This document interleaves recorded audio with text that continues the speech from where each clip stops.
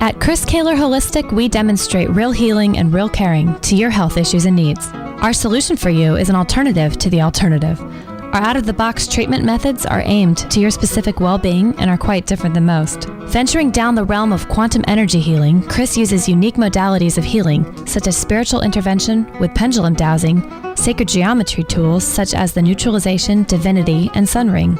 Another tool Chris uses is a 5-tiered pyramid affectionately known as the Silver Light Pyramid to activate quantum activity within the body. Also, Chris Kehler Holistic uses radionic technologies in various platforms with specific liquid mineral ionics to balance out excesses and deficiencies within the body. At Chris Kehler Holistic, our goal is to get tangible and measurable results in the least amount of time possible so you can carry on with what's important in your life. Another advantage to this unique energy healing is that it can be done at a distance healing session.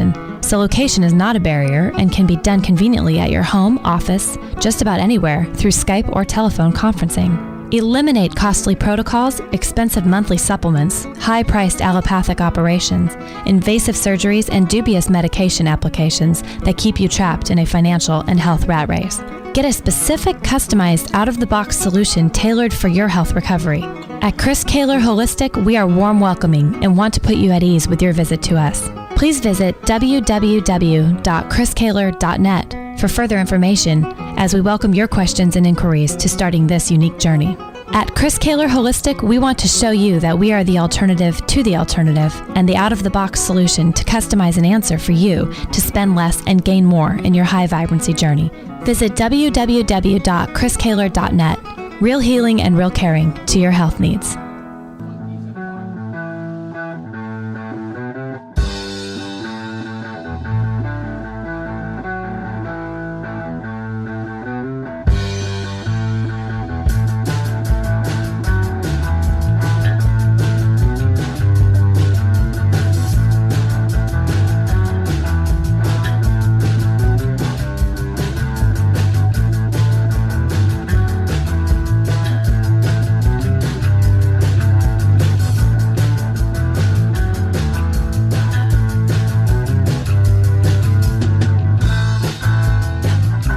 I would like to introduce to you tonight to his show, Mr. Chris Kehler. Welcome to another rip-roaring edition of A Quantum View. I am your host tonight, Chris Kehler. Tonight we got a special guest. Tonight we're going to be talking with LA Marzulli. He is the author of the Nephilim series of books and the Watcher series of videos. Now, before we do, hey, Bob, have you ever had your Skype account hacked? Yes, I mean, we've got these things that come in from countries I can't pronounce, but yeah, it does have. You got it really, really bad because if we noticed that you got it. I mean, unbelievable. Really. Monday morning, I get into the office. I work with a lot of different radio producers on different stations doing interviews, and I've got all of their contact information. One of the producers, get a message from him, a short message saying, check out my new blog. Hope you like it. I click on it. Boom. Account was gone. All of a sudden, the person who hacked my account starts sending messages to all my clients. Hey, I'm in some trouble and I need you to buy some iTunes cards and send them to me. And all my clients like, what? And I start getting emails like crazy. Chris, I think your Skype account got hacked. And It took a day and a half to get it back, but Skype helped me out. They were able to dig the account back and get all my contacts back to me. But wow, what a pain in the butt. Yeah, it was 4:00 in the morning, and John Allen from Australia, from our Australia studio, and that he gets me on Skype, and then he says, "Do you see what happened?" And I say, "No, man, I just got up." I'm like, one of those things. So, so he says to me, he says, Chris just got hacked. I said, what? So I don't know.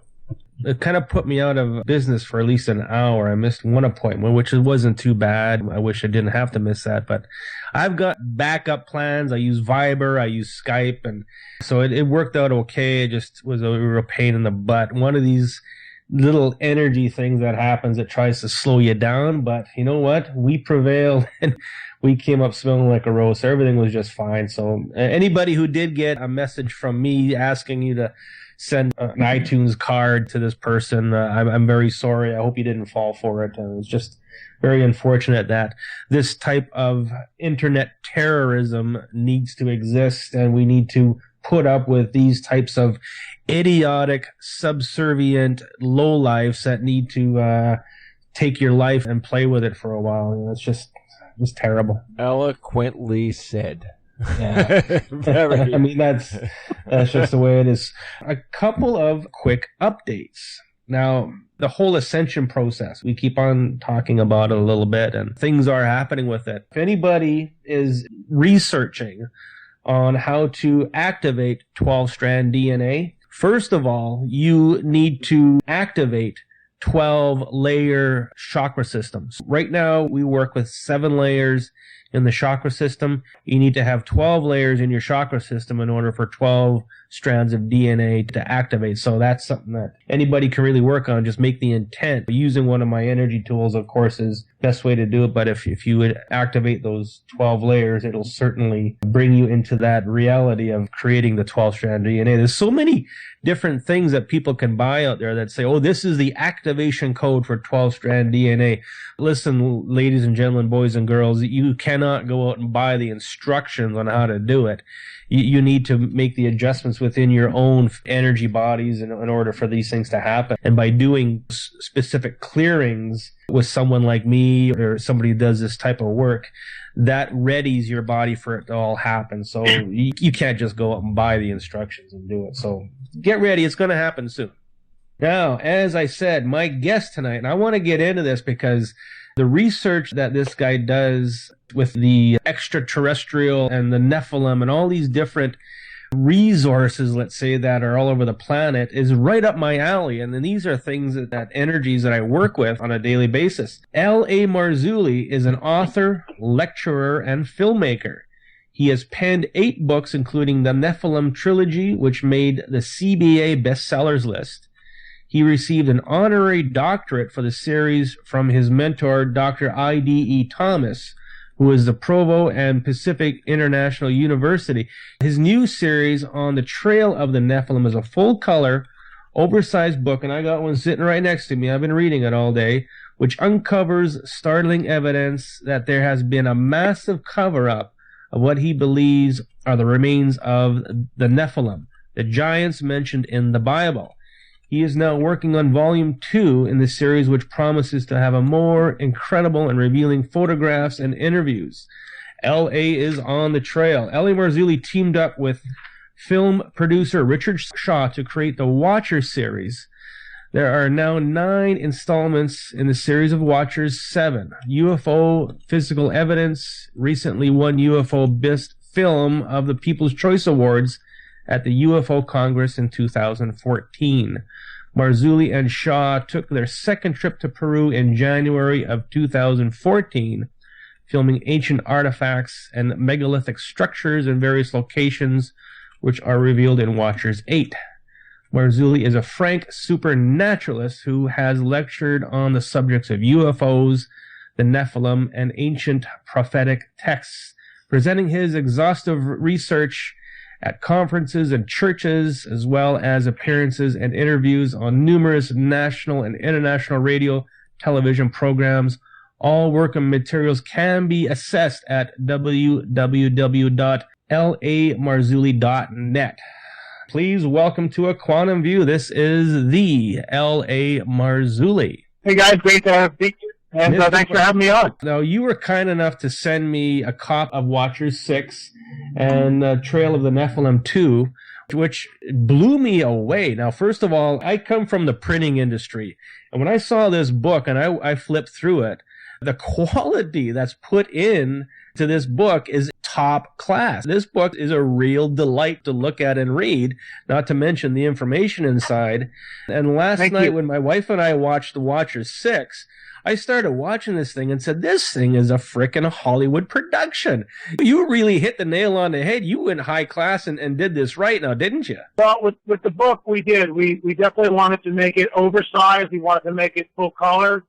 We wanted to try to give the reader a real feel of what we were seeing. And, you know, when you have these little small black and white photographs that are all in the center of a book, it never it never conveys what the author is trying to write about or show the reader. So we went to the wall with it, and spared no expense to really make the book and the photographs and the pictures really stand out. That's why it's an oversized book. I think it's 8.5 by 11. And then, of course, Richard Shaw, the director and producer of The Watchers, Richard labors over these things. It's like giving birth to a child when he gets into post-production with these shows. And he will hole up in his studio for days on end, just working feverishly. And of course, he crafts an amazing story. And it's just him. I mean, there's nobody else doing it. He doesn't hand off a section of the show. Richard does all the editing. And sometimes, like in Watchers 9, there's 1,700 plus edits to make that show. So, we try to turn out products of quality to show people and convey to people what is really going on. And that just leads me to end that whole segment by saying this. The people of the world are not being told the truth.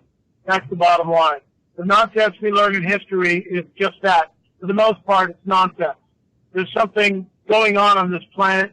We are being visited by literally extraterrestrials, because when I use that term, anyone from off-planet is defined as an extraterrestrial.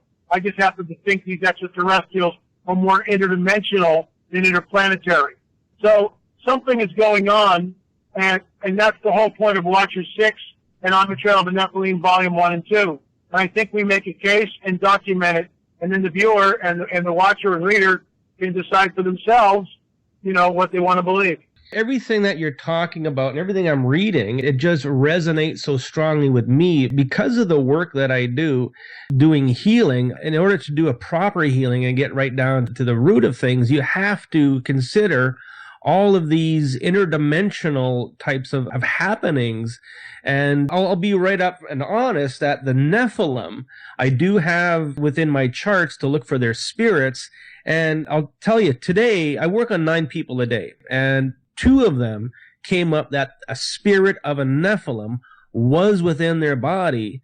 And I know that this has got validity to it, because as soon as I remove that spirit, all of a sudden they felt a lot better. They felt the spirit actually leave. So as I said, this is right up my alley, and this is going to be an interesting conversation. What was it that prompted you to get into this type of research and go down this rabbit hole? Well, it was a book that I came across in roughly 1989, 1990, right around that area of time. And I went into a bookstore because I was trying to find out something about UFOs, extraterrestrials from a biblical worldview. And there was hardly anything around. And I went to the bookstore, and the clerk kind of looked at me funny, but ushered me down this one aisle and handed me this book by Dr. I.D.E. Thomas, who would then become a mentor to me. I received my honorary doctorate from Dr. I.D.E. Thomas, and we'd take him out to lunch. We would talk incessantly about his work, about my work, about what was going on from a prophetic standpoint. And that book changed my life, literally. That book connected dots and cleared up mysteries which I had wondered about literally for a decade, actually more than that. And Dr. Thomas's book, I believe, is groundbreaking, cutting edge. It's called The Omega Conspiracy. If you don't have it, I would strongly suggest getting a copy. And that's what started me on the trail. And when I received my honorary doctorate from him, it was like a rite of passage. It was like when he put the mantle over me, both my wife and I felt like he was passing the torch. And we've never looked back, and we do this full time. We're in constant investigative mode. We have one archaeological site which we're working on. We've just received permission from the authorities in Peru to begin to come down and take samples to test DNA, which we're very excited about, and we're hoping that happens in December or January. So, we're on a trail, and that's what we do. You know what? That's got to be one of the most exciting jobs, to be making discoveries like this. Look at some of the things that you're researching. I'm going to refer back to the Watchers 6 video and the book, The Nephilim 2. We see a lot of pictures and a lot of research on skulls that are elongated. Let's say manipulation to them, one way, shape, or form. Well, the hypothesis that we're working on is that there's an outside agency that's manipulating the human genome. And in the biblical narrative, actually the biblical prophetic narrative, what we see is exactly this. We get this statement where it says very specifically, the seed of the serpent will be at enmity with the seed of the woman, will be at war with the seed of the woman. Now that's prophetic, and it's very clear. That's a statement that is very pregnant with meaning. The seed of the serpent will be at enmity with the seed of the woman. And several chapters later, and of course the Genesis 6 chapter, we see that full-blown, it manifests, full-blown manifestation. And we see that the fallen angels come down, they have sex with the women of earth, they take wives of the women of earth, the daughters of Adam, and they impregnate them, and the offspring are the Nephilim. What we feel happened is around 3,500 years ago, when Joshua and Caleb went into what is now the Promised Land, or commonly known as the Levant. The Nephilim tribes were there, and we believe that there were many different Nephilim tribes, and some of these tribes had different genetic characteristics, which is also denoted in their names, like the long necks, the Nephilim, the Raphaim, the Zamzumim, the Emims. All these are different Nephilim tribes, and they're all throughout Canaan. And as Joshua and Caleb go in and begin to destroy them, and the reason why the mandate comes down to destroy them, these are hybrid entities, which are, in my opinion, they are the soulless ones. They have no souls. They are the offspring of fallen angels, who are basically, what we would call demonic entities. They are wickedness in high places, and this is why the mandate comes down. So our hypothesis is that when Joshua and Caleb and the armies of Israel are pressing pressing the war into the Levant, these tribes begin to flee the area. And if that's true, then we should see evidence of that. And what's interesting is we do see evidence of it everywhere. Literally, it's a global phenomenon. It is everywhere. It is global, both pre-flood and post-flood. It is in the Americas. It is in North, Central, and South America. It is all through Europe. We see vestiges of what I've come to term Nephilim architecture, fallen angel technology. And that's what it is. Nephilim architecture, fallen angel technology. And let me clarify that. When a person goes to Sacsayhuaman, and I've been there, and it's absolutely an astounding place, and thank you, Brian Forrester, for showing me this ancient stonework. Some of the stones there, Chris, these megalithic stones in the wall, are upwards of 120 tons. Okay? They're huge. The quarry is about 45 miles away. And in order to get to the quarry, even now, you've got to go by horseback up this winding trail, and you finally get to the quarry. And what's astounding here is there's no way to get these huge blocks down that mountain trail. You can't do it. You can't do it. And even on top of that, many of the stones were cut from the face of the mountain. And it's all solid andesite, which is 7 on the most hardness, 10 being a diamond. So it's so enigmatic, so off the charts, and yet archaeologists, mainstream anthropologists aren't being honest. They try to tell us that, the technology was just lost from us thousands of years ago. Well, how convenient is that? Why is it that they find no tools that can cut andesite? They have no idea how the wall in Sacsayhuaman was formed, how this elaborate stonework was cut. And all these stones are polygonal angles, and they weigh, 40, 50, 120 tons each. How did they move them? How did they set them in place? And why is it that after thousands of years, the vestiges of this ancient megalithic structure is still intact, even after all the earthquakes and everything else. So this is what I have come to call Nephilim architecture, fallen angel technology, because we would be hard-pressed to construct a wall like this in modernity, in the present day. We would be hard-pressed to construct a wall like that with cranes and diamond saws and lasers. Could we do it? Yes, we could. But at what cost? And yet, whoever did this did it playfully, did it because they could do it. And there's no signature on the wall. There's no hieroglyph. There's no signature. There's nothing.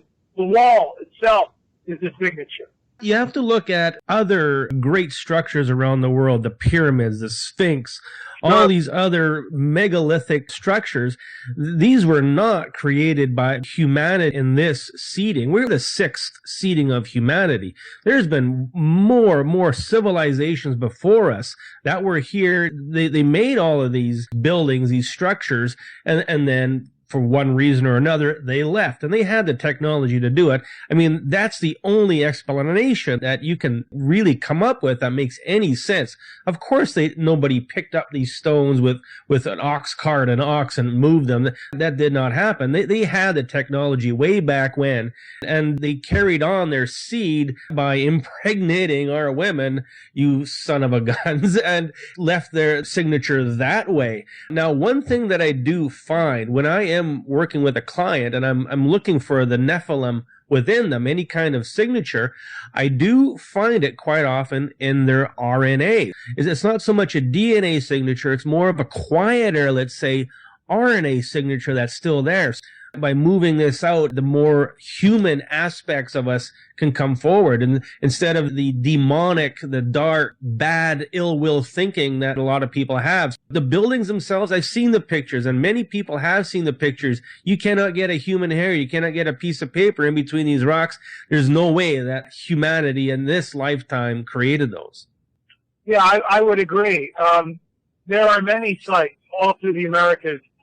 In Mexico, right outside of Mexico City, at about a 5,000 to 6,000 elevation above sea level. There's a place called Teotihuacan. Absolutely mind-boggling, mind-blowing when you're there and realize, like all these sites, there are many disciplines which we know native indigenous people did not have. Advanced geometry, advanced mathematics, advanced engineering and building techniques, all of which just rise up from nowhere. There's no pre-existing culture, which is, shows the necessary steps. Everything arrives totally intact. And we see this over and over and over again. There's an outside source off planet, which is coming down, just like the Book of Enoch tells us, a pseudo-prographical book found in the Dead Sea Scrolls, thousands of years old, which tells us that these fallen angelic entities came and they showed technology to the men and women of the planet. They gave them knowledge. And it's all through the biblical narrative. And guess what? We see vestiges. We see the remains of this technology throughout the globe. It is everywhere if we have eyes to see. If in other words, if you were with Zawi Hawass in Egypt at the Great Pyramid, Zawi would insist, with all due respect to Mr. Hawass, but he's a brilliant man on some levels. He can read hieroglyphs, I can't. But when Zawi's there, he will tell you that the Egyptians built the Great Pyramid. And I would beg to differ with him. And that it was a tomb for Cheops. No, it wasn't, in my opinion. It was not a tomb at all. There was no pharaoh that was ever entombed in the Great Pyramid. It was something far more complex. Far more complex. Yeah, and they're I all believe power at one sources. time, when it was functional, it was an energy source and conducted energy. The giants, I scour the internet like crazy looking for little things, little tidbits to put into my work to help humanity with healing. And I did come upon a lot of old pictures of giants that are 9, 10, 12, 20 feet tall.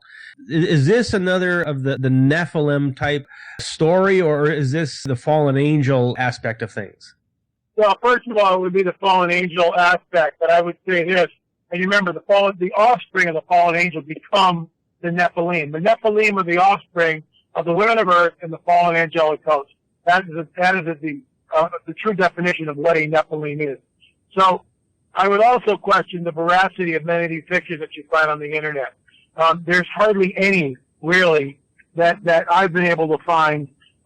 In fact, some of my research is on Catalina Island shows a real 2, actually, 9-footers. That is real. It's been vetted. It's authentic.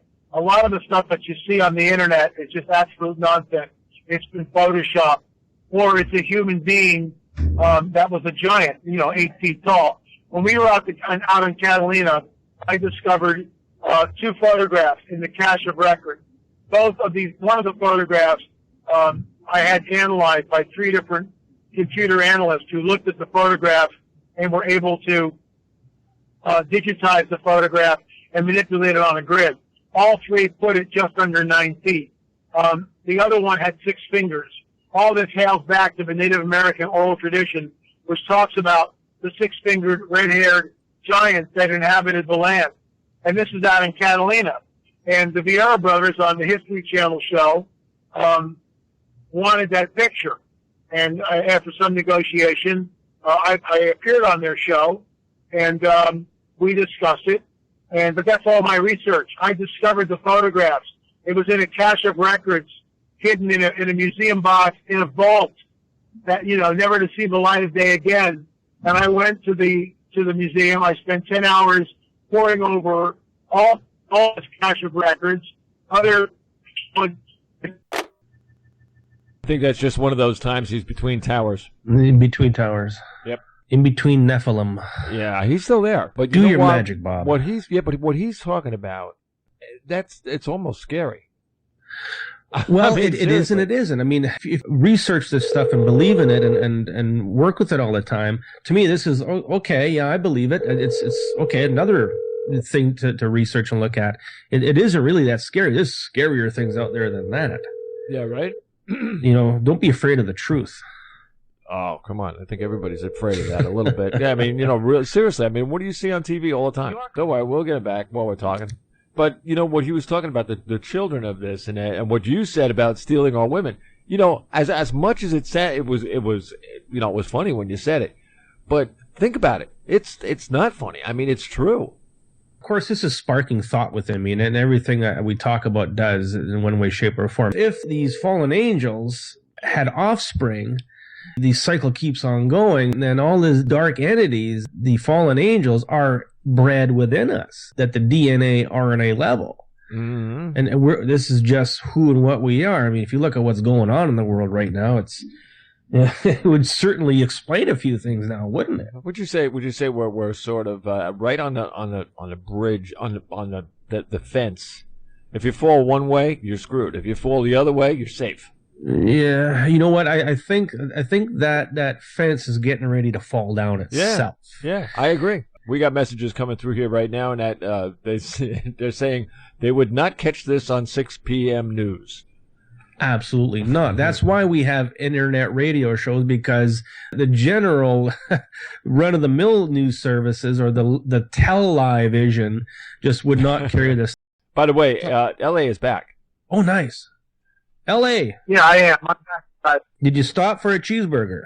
No, the phone cut out. Sorry. No problem. We're back. We're just having a little discussion about what we're talking about. So that where we left off is the giants, the big dudes. You actually have seen some skeletons on Catalina Island. Is that correct? Well, that is. And that was the picture of it. The actual pictures that I saw on Catalina were part of a cache of records, which has basically laid in a box in an attic on Catalina for decades, 50 years plus. No one has seen them. And I got access to them. And when I got access, they had already been poured over by archaeologists and anthropologists. Many of the pictures were in folders and, just sitting there. And I went in because I'm looking for certain things. I'm looking for 6 fingers. I'm looking for giant skeletons. I'm looking for cone heads. And I found all 3. All 3 of those things, and it's all in the book on the Trail of the Nephilim too. In fact, the pictures were so astounding that the History Channel show last year In Search of a Lost Giant by the Vieira brothers, had me on and used that picture, but it's my analysis of the picture. Three gentlemen took the picture and analyzed it, and they show that skeleton in front of Ralph Glidden, who was 5'8" was in fact just under 9 feet tall. And that's a mind-blowing thing. I mean, that shouldn't be there, and yet it's there. And here's something I'll think about. And I was telling you guys this before I got cut off. When I went back to Catalina with my friend and the producer of Watchers, we were filming in the Catalina Museum, and it's just the two of us. It's guerrilla filmmaking at its best. And I'm in this little section of the museum, which is housing the Ralph Glidden stuff, and I'm sitting there with my jaw on the ground because they've got the picture that I found of Ralph Glidden standing in a recently excavated tomb, and in front of him is a giant, the 9-footer, the one that the History Channel used, the one that the Vieira brothers wanted me to allow them to use, okay? Which I did. And it's my discovery, my intellectual property. So here I am in the museum, and there's the picture, but guess what, guys? They've cropped the picture, and they've blown it up. So you see Ralph Glidden, he's there in the originally excavated tomb, and he's leaning on the shovel, but they cropped the giant, which was in situ, in front of him, out of the picture. That is deliberate obfuscation on the part of the museum. It is intellectually honest, and it is nothing short than chicanery, and keeping the public unaware of what the truth is. And I really resent it. If this becomes common knowledge, of course, the next step is some kind of disclosure of alien contact, some kind of acknowledging that there was life forms before the seeding of humanity. And that, who wants to go there and try and explain all this? Bob and I are saying the news on television is all hush-hush about certain things. They don't tell you the whole story. They're not going to go right into it. They're not going to tell you that these people lying on the street corner with Ebola are just actors. I mean, it's all hush-hush so that humanity itself does not get wind of it. Well, everything is a managed agenda. Chuck Missler's phrase. We live in a society that has a managed agenda, and there's just no doubt about it. Everything is manipulated. The news isn't the news. The American people, if the American people knew how many of our blood and treasure were killed every week in Afghanistan, we would have been forced to withdraw just like we did in Vietnam. That's what got people motivated. But because they don't publish those figures anymore and no one talks about it on the nightly news, the American people have been lulled to sleep. Instead, we get, every detail about Bruce Jenner's sex change, or the latest antics of, Anthony Weiner or the clown of the week, whoever that may be. That's what we get, a steady stream of bread and circus and pablum. Meanwhile, our blood and treasure are dying after 14 years in Afghanistan with, by the way, no end in sight. And meanwhile, every year, last year there was a record opium harvest, well over $1 trillion opium harvest. Need I say more, guys? Need I say more? That's why we need programs like this for people like Bob and I and all the other wonderful hosts on this program to come forward and bring these things forward. And that's why we're having this discussion today, because the public needs to know about this. The public has to be aware that there is something else going on other than what's set in front of them. You take my work with healing. You know what? The things that go on in this office, there are miracles that happen. People need to know about it. And that's why I get on here and I talk about it, because the only way people are going to know is by education, by people like us coming forward with our findings, our passion, and our research. And what you're doing, LA, is you're going at such a level. You're doing such deep groundwork, traveling to Peru. You're going all over the world to bring awareness, to help people to understand what is really going on here. And my hat just goes off to you for doing that. Well, I really appreciate it. And it's like you said, it's really a fun job. Going to these places, talking to people, boots on the ground. There's nothing like boots on the ground. There's nothing like being at a site, smelling the air, feeling, the heat or the wind or whatever's going on. It just changes everything. It's like, I would love to go to Baalbek in Lebanon, but the entire Middle East, as you talked about when you brought me back into the call, is undergoing some of the greatest changes that we've ever seen.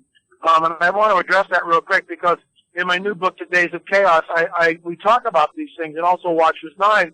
by the same name, Days of Chaos. This has been prophesied thousands of years ago in the biblical prophetic narrative. Exactly what we are seeing today. Exactly what we are seeing today. It is unprecedented, but it was foretold thousands of years ago. And now we see it spilling out, in different news media. But it's happening over there in the Middle East. And this is why many of us feel that we are in a window of time which is really unprecedented. Never before have we seen the world like this.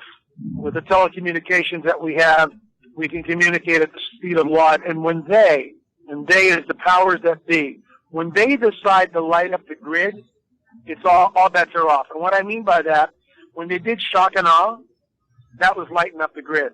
Everybody knew what was going on. It was a global event. When the Fukushima disaster happened, it was a global event. Everyone on the globe watched the tidal wave come in real time.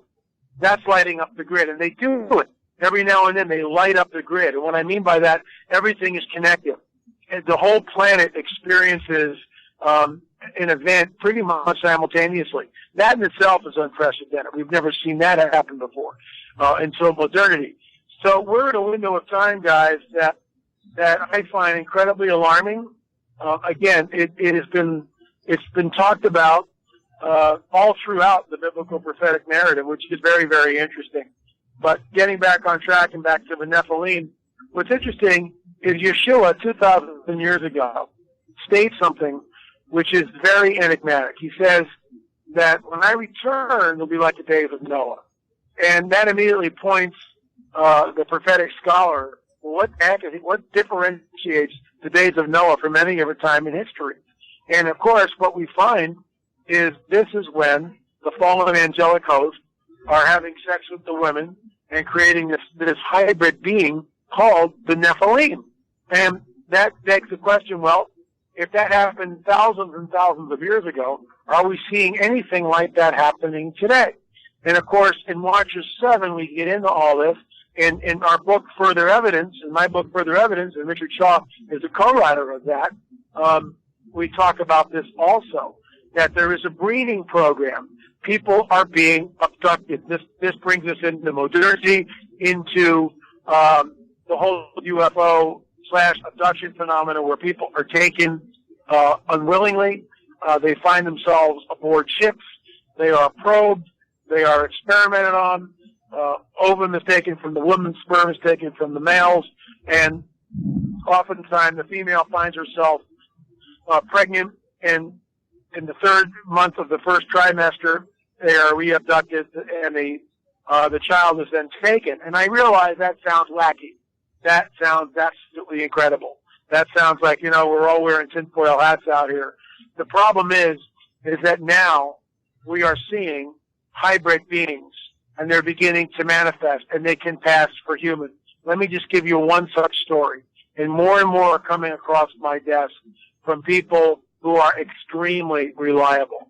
There's a friend of mine who is extremely integrous, okay? I know this guy. Spent a lot of time. And he goes to this one park and does what's called a prayer walk.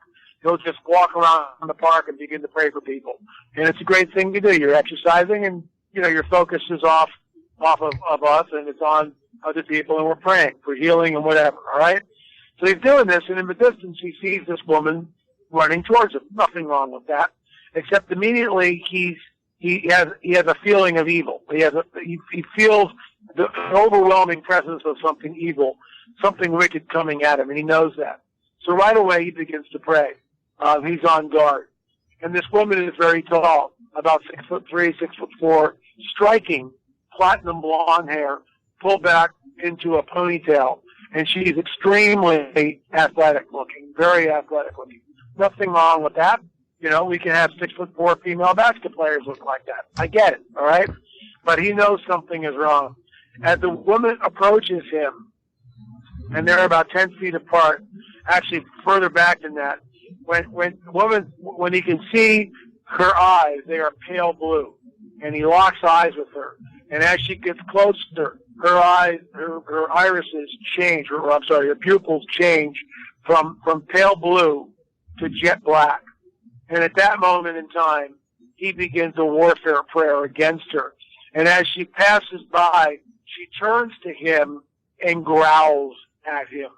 Now, I'm not making that up. And this is what's beginning to manifest on the planet. And we are alarmed by what. Yeah, those stories, the abduction scenario, are things I do personally assist people with to get them out of that scenario. There's a lot of our energetic bodies that get abducted. I actually do some interviews with the Amash Files out of the UK, where they work specifically with people who are physically abducted.